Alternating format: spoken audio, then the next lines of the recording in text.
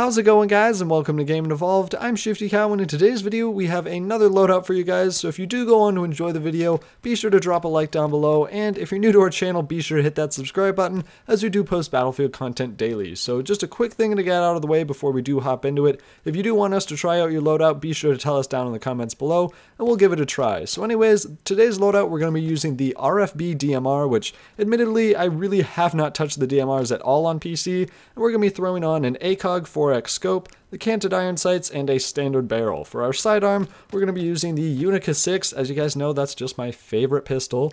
And then we're also going to be using the Scarh, the repair tool, and of course the V40 mini grenades. Now, like I said before, I actually really have not touched the DMRs all that much before actually trying this challenge, and I had some really limited use with them on Xbox One because for some reason I just really did not like them. They didn't seem quite as accurate, and personally I would rather choose something like a slow shooting assault rifle or just a sniper rifle because that's just really fun and I tend to enjoy that type of playstyle. But I have to admit, after using the DMRs for a pretty decent amount of time, they're actually pretty fun. They're definitely not as bad as I thought they were, and it is pretty enjoyable to be able to have some really nice range but still have a moderate chance of surviving when you're in a close range encounter. But the one problem I did have with the DMRs is that I really never use any sights over like 1x. So the ACOG was probably the biggest challenge for me, and I definitely would have preferred to go with something like a Coyote or a Cobra because that way I have similar view to what I normally have on my assault rifles and my carbines, and that way it probably would have been a bit easier for me to transition, but it definitely was still pretty enjoyable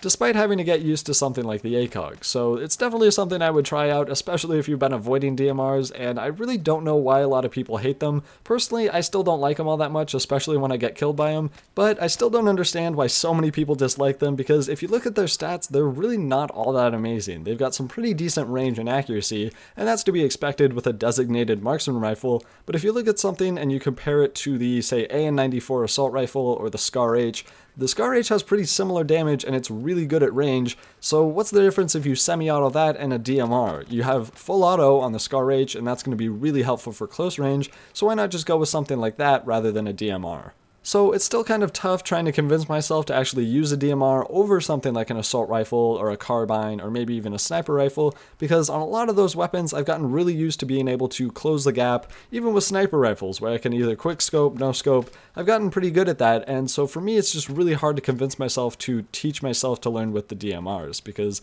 I'll definitely be using them a bit more now that I've tried them out, but for other things, if I really want to do well, I'm probably just going to stick to the other weapons as I'm already used to those, and they tend to be a lot better for me. Probably one of the biggest challenges about this weapon was when I tried to use the canted iron sights, which I really just do not like to use. I pretty much use them on nothing because there's really no point if you're using a 1x or under. But anyways, I really only got like one kill with the canted iron sights, and I found that switching between them was just kind of annoying, and I'd much rather go with just a regular sight. Now that we've got that out of the way, let's move on to the Unico 6, and you guys probably already know how I feel about this weapon, as with most people, and it really just doesn't have a place in Battlefield 4. There's really no scenario where I'd rather have this over something like the Deagle or, say, the 44 Magnum.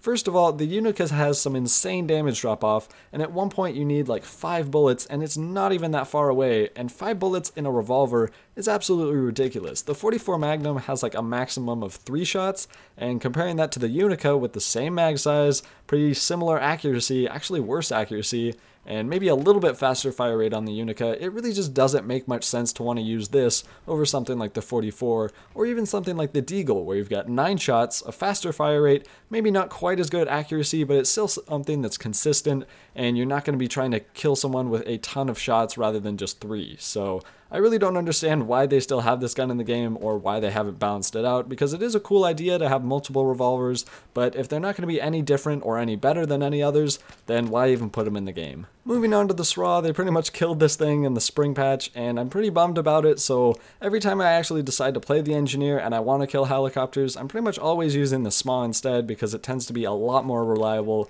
and it's pretty much just too difficult to actually get them with the Scarh, and it has too slow of a fire speed to actually use anymore. So moving on to the repair torch, pretty straightforward, you repair things with it. So finally, the V40 mini grenades. these things kind of just make me sad because before they got patched, these things were pretty amazing. They did some insane damage. You got like 3 of them. Now you only have 2 of them and they do like 60 damage. So the only thing you'll really get with these is hit markers, and that's just kind of disappointing. So that's pretty much it for this video, guys. If you did enjoy, be sure to leave a like down below and be sure to comment some more loadouts down in the comment section below. We will check through those and try and get some more out for you guys, but hopefully you did enjoy the video, and until next time, guys, stay buttery.